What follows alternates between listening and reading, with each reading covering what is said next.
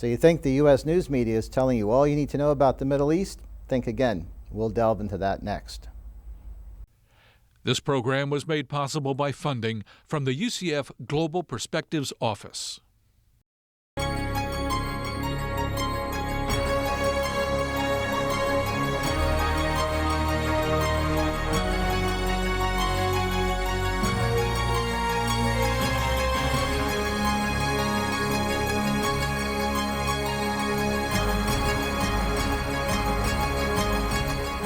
Hello and welcome to the Global Perspective Show. I'm John Bersia, Special Assistant to the President for Global Perspectives at the University of Central Florida. Our guest today is Rami Khouri, who is the editor-at-large for the Daily Star in Lebanon and also a columnist. Welcome. Thank you. Glad to be here. Thank you for joining us. Tell us a little bit about your work, but not just for the Star, but in your journalism experience overall.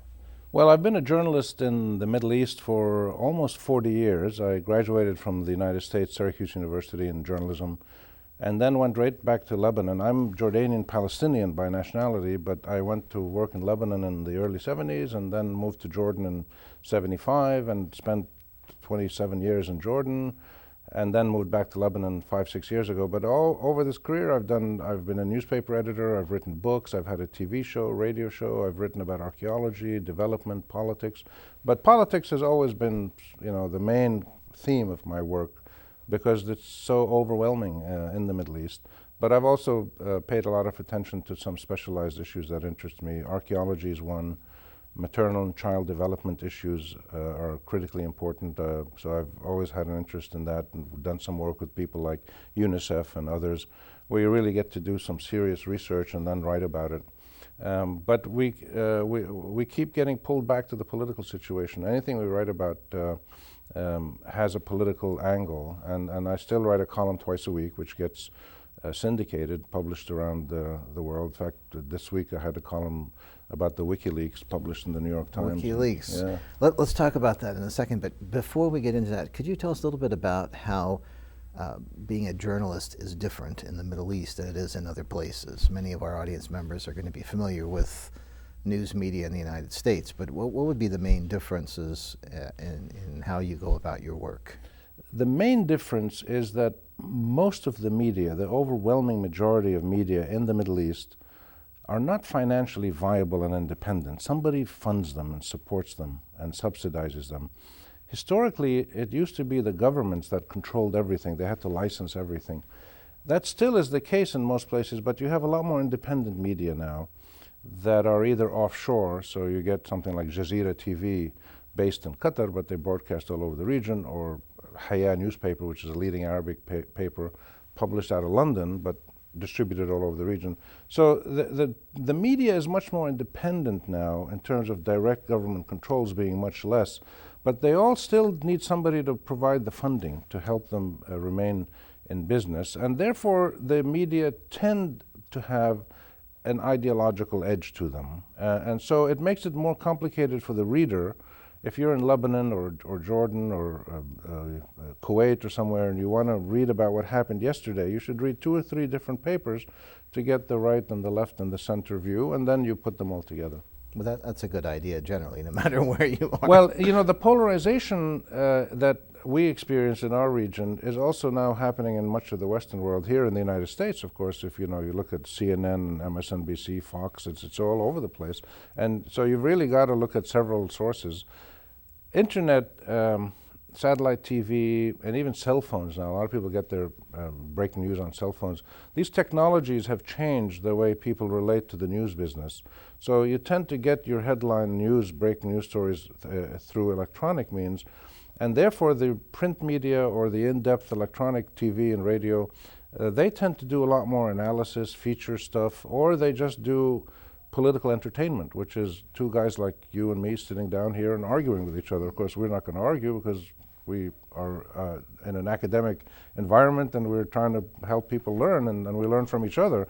But much of the media now in the Middle East as well as here in the West is talking heads arguing at each other. It's entertainment. Trying to entertain us. You mentioned WikiLeaks. This latest WikiLeaks development has caused complications, especially in the Middle East, one could argue.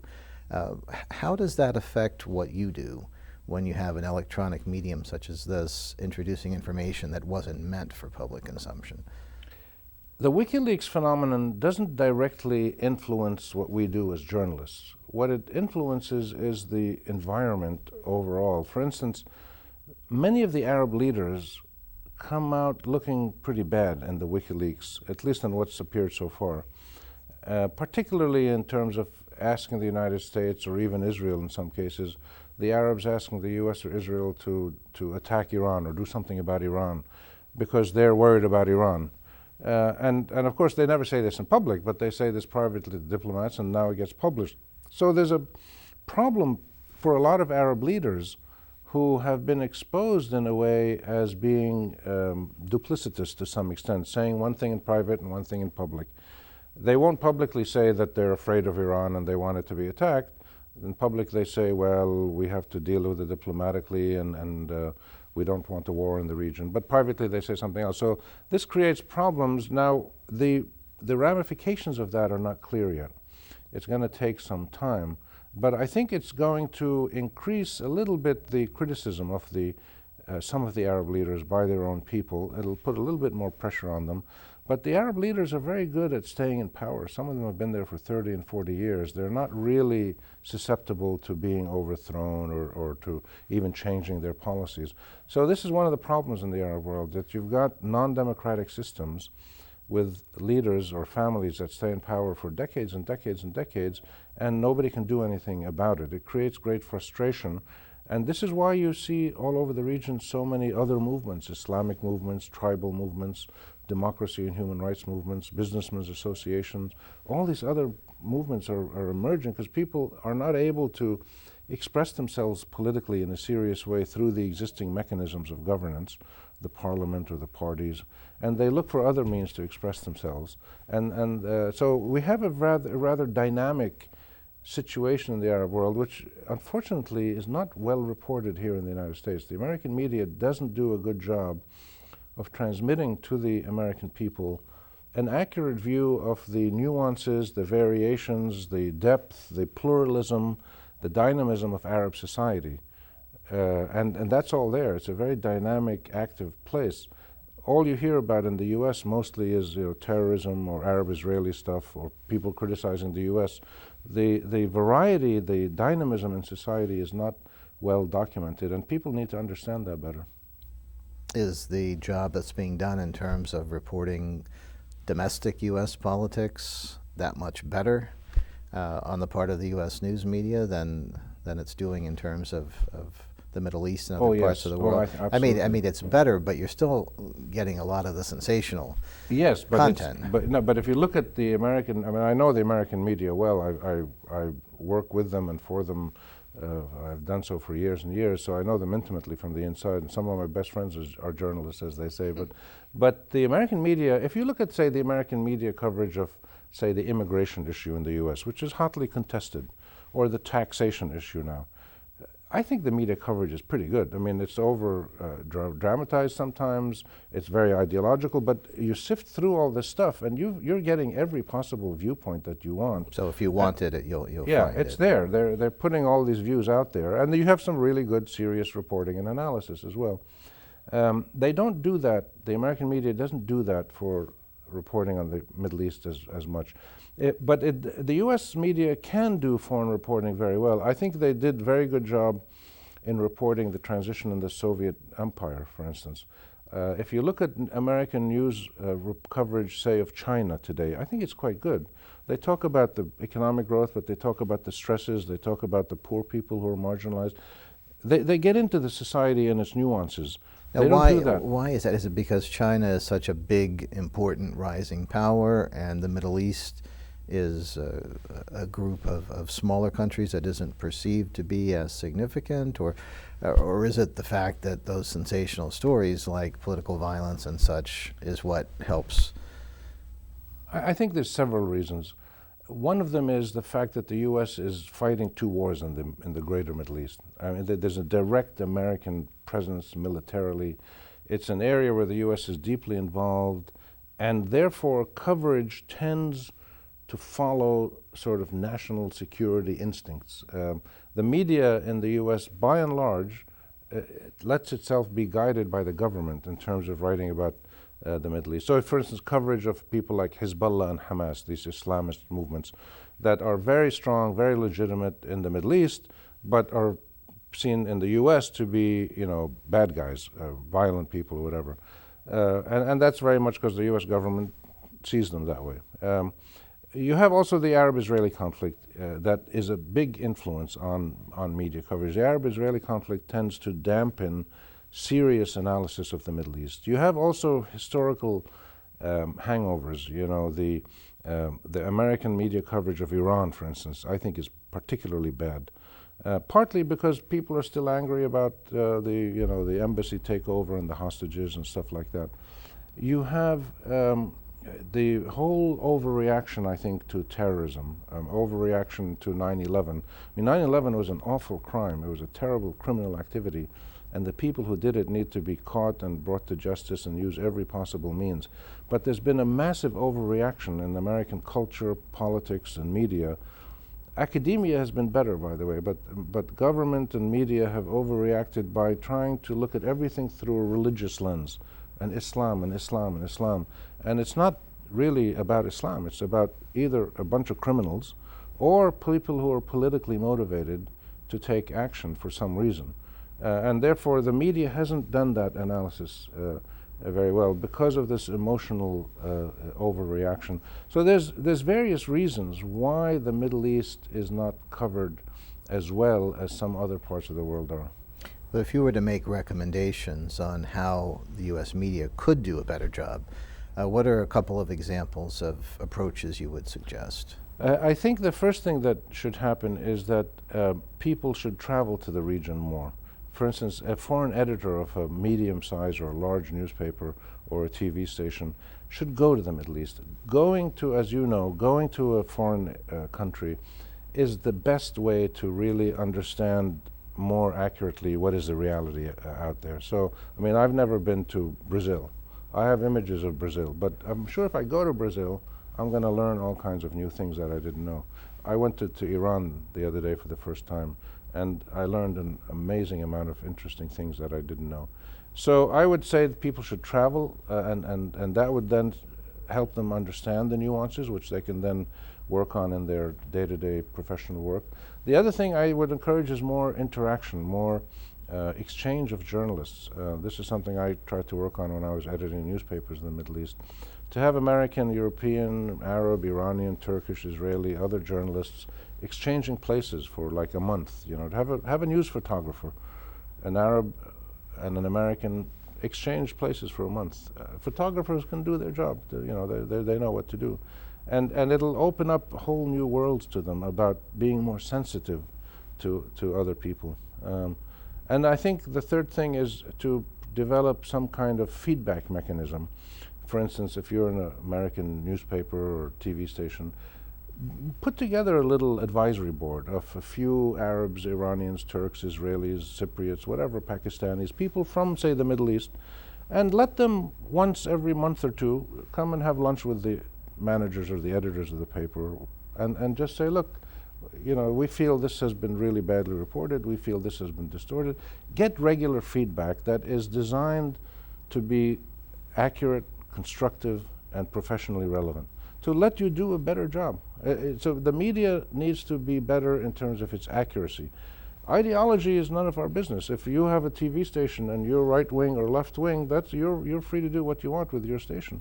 But if you're reporting news, you have a professional and I would say a moral obligation to present things accurately. You traveled to Iran recently. What was your preconceived notion of what things would be like? And you said you were surprised and learned something from the experience. What was that in summary? Well, what I have always been impressed by Iran from reading about it and meeting a lot of Iranians. But while going there, what surprised me were several things. One was the richness of the urban culture. The simple things, the way that the Iranians use their municipal parks, very, very interesting. They're beautiful parks in Tehran and Isfahan, all over the place. And they use them. Families are sitting on the grass with little tents and they camp out and they eat and they run around, just very dynamic use of urban leisure facilities. The technological advancement of Iran is very impressive. This is a very sophisticated, powerful society. The third thing was the self-confidence of the Iranians. Both government and opposition and ordinary people, we talked to the whole range, and there's a strong confidence that is anchored in their national bulk, their durability, their legacy, their historical continuity. These are people who have great confidence in who they are and what are their rights. Now, you can argue with them about certain things, of course, which I do, and I'm critical of some of their things, but this is a country that is not a little rinky-dink third world banana republic. And they've done some things in foreign policy that certainly can be criticized, but they have a very, very strong case about issues that they believe need to be addressed in their negotiations with the U.S. and the West and other powers. And the United States and the West need to take that into consideration more. I believe that the conflicts with Iran now are vastly blown out of proportion because the West and the Israelis and others tend to focus only on the nuclear issue.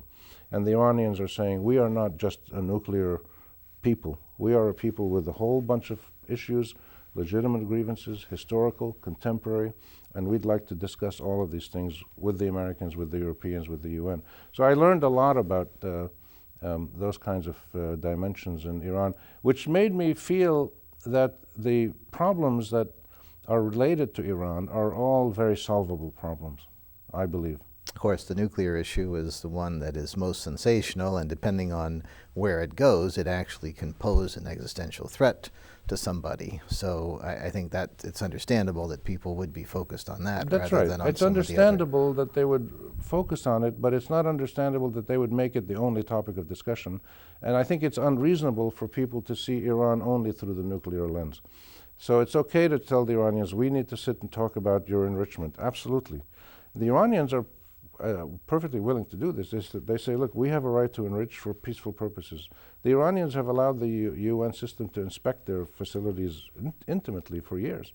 They're not against inspection, international inspection. They're willing to play ball, but they feel that the playing field has to be level, that they should not be denied rights simply because somebody thinks maybe they want to do something bad in the future. The presumption of innocence applies to countries as well as to indicted suspects in a court.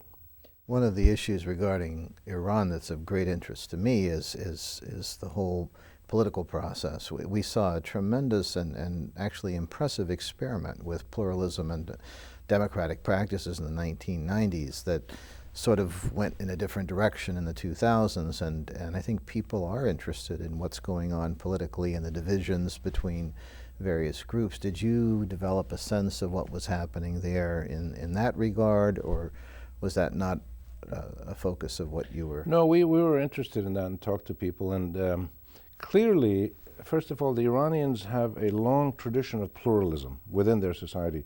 It's a very intellectually and culturally rich and varied place. And they're very, I said they're confident in their nationalism. They're also confident in their own positions, and they debate, and people talk about things and argue, and people are not afraid to challenge the government. So there's a richness in their pluralism, which is very impressive. The system of government that they have is an unusual one, where the wilayat al-faqih, the rule of the jurisprudent, the supreme leader, and then you have these religious institutions that define things and decide who can run for elections. This is not a very credible democracy. It's a very controlled, limited democracy, and they know that. And it has become more controlled over time. The Ahmadinejad governments now are different than the Khatami governments and the Rafsanjani before. There has been, I think, some deterioration in the credibility of the governance system, which is why so many people in Iran are challenging it and opposing it on the streets. So I think there's a moment of transition that Iran is passing through. The legitimacy of the government is still there, but its credibility has frayed a little bit. And there's a serious internal challenge, and they have to resolve this through a political negotiation. Going back to the broader Middle East, from your unique vantage point, what would you identify as the three most pressing issues facing the region today and into the future? Would it be the conflicts you referenced? Would it be Iran, or would it be something else? Seen from the perspective of the people of the Middle East, I would say the three most pressing issues, far and away, number one is the Arab-Israeli conflict. It's the oldest, most destabilizing conflict in the region. It's been going on for over 60 years now. So resolving the Arab-Israeli conflict, I think, is absolutely number one priority because it impacts on other things. For instance, if we had resolved the Arab-Israeli conflict 20 years ago, you wouldn't have the Iranians and the Israelis, bad-mouthing each other or threatening or being afraid of each other. Hezbollah wouldn't exist. Hezbollah was created in the early 80s.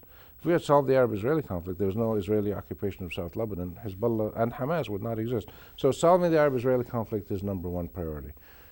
Number two, I think, is finding mechanisms to develop more accountable and representative governance, which is a long, complicated way of saying having democracy. There has to be a system that allows ordinary people throughout the Arab countries to feel that, I'm talking about the Arab world mostly now, ordinary people need to feel that their views count, that their vote matters, and that they actually have a say in how their government runs. That's not the case now. So getting more accountability is a critically important factor. The Turks did this very well. Turkey evolved in the last 20 years in a very impressive way.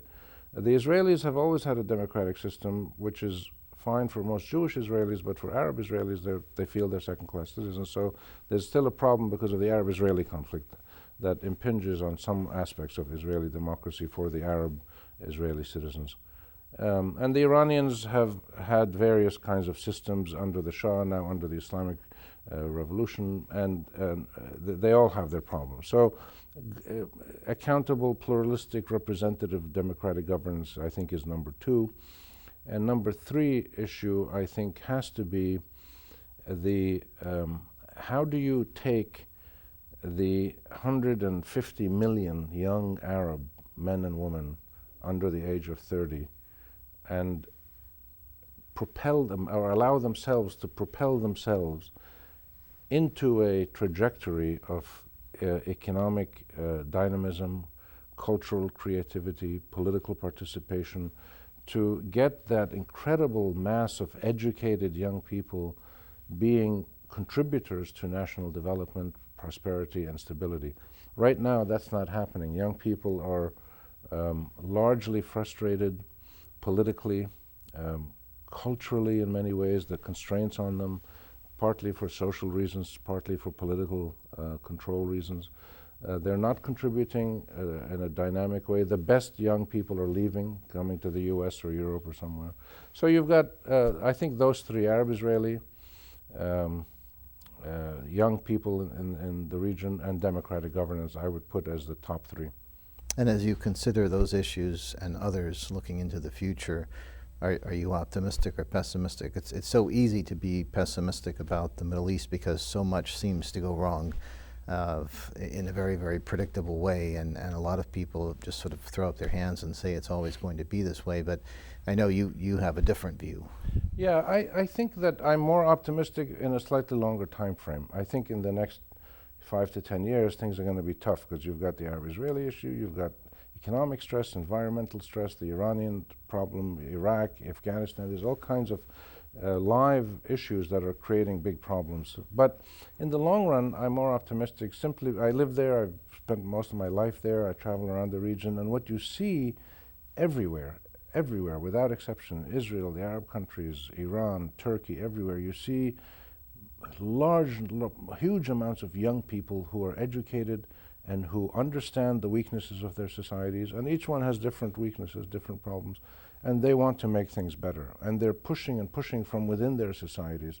And they use different forms. Some of them use Islamic activism, some of them use tribalism, democracy, private sector capitalism, NGOs, civil society. There's all kinds of different mechanisms that people use to push their societies from within to change for the better. I think the Arab world and Iran are very much like the Soviet Union in the 1970s. They're ripe for a major structural change.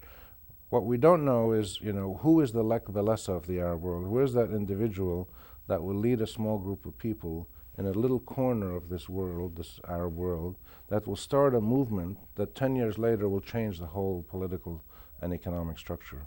We don't know who that person is, but there will be something that will happen somewhere in the Arab world that will start this process. And once you get one democratic Arab country, I think you'll get a snowball effect. That's something that you sense will happen or hope will happen? Oh, I'm confident it will happen. I just can't predict when. You can't tell when this is going to happen. And you don't know what's going to trigger it. It might start tomorrow with some student demonstrations in Cairo. The elections in Cairo recently triggered some responses. You might have economic stress in Jordan. You might have environmental stress now. You have environmental refugees in Syria. You might have ethnic pressures in Bahrain. You might have tensions in Morocco. There's so many reasons why somebody somewhere might get finally pushed over the edge and then mobilize people to challenge the existing political structure and try to turn it into something more democratic. It might be more Islamic and democratic. It might be more Arab nationalist and democratic. It might be more tribal. There's different colors that it can take. But I think it will happen at some point, simply because the Arab world cannot remain as the only non-democratic entire structural region in the world that is non-democratic. And that's what it is today. It's unsustainable, it's inhumane, it's unnatural, and people are fed up with it, but they just don't know how to make that transition. Something will happen somewhere to begin the process, I'm sure. Sounds like a book possibly in the works. Well, I hope the book will be about the transition starting to happen. Good. Well, thank you, Mr. Khouri. We appreciate your joining us today. Thanks for having me. My pleasure. And thank you for the Global Perspective Show. I'm John Bersia, and we'll see you next time.